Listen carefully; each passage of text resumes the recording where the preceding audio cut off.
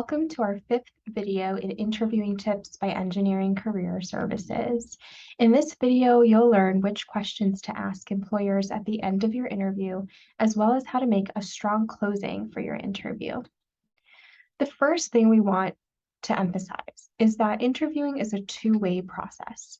During an interview, you get to demonstrate your interest in a job, but you also get to evaluate the company to see if they are the right fit for you. After the employer is done asking you questions, they will typically let you know that they have a few minutes for any questions you want to ask them. You never want to say, "I don't have any questions," as this could seem like you're not really interested in the company or team you're interviewing with.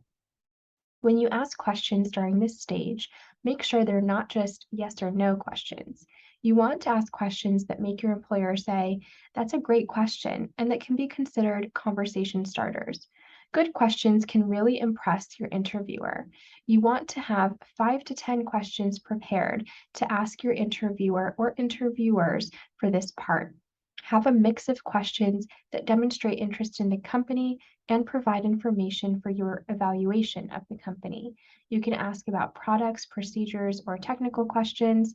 However, some questions are not appropriate to ask about at this point, including salary, benefits, vacation, and advancement opportunities. Here are some sample questions you can ask about the company, about the job, or as your closing questions. About the company. What are the biggest challenges your department or company is facing right now? Your annual reports show a steady growth rate over the last 3 years. How rapidly do you plan to grow over the next 3 years? In which areas? About the job. How would you describe a typical day in this position?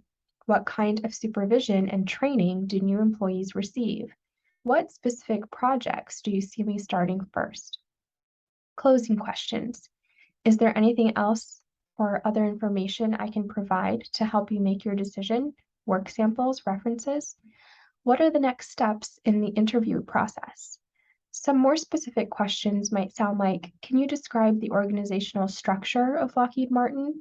How would you describe the ideal candidate for this software engineering intern position? What do you enjoy most about working for Whiting Turner? Remember to close by asking when you can expect to hear back, or asking if there's anything else they need to make their decision.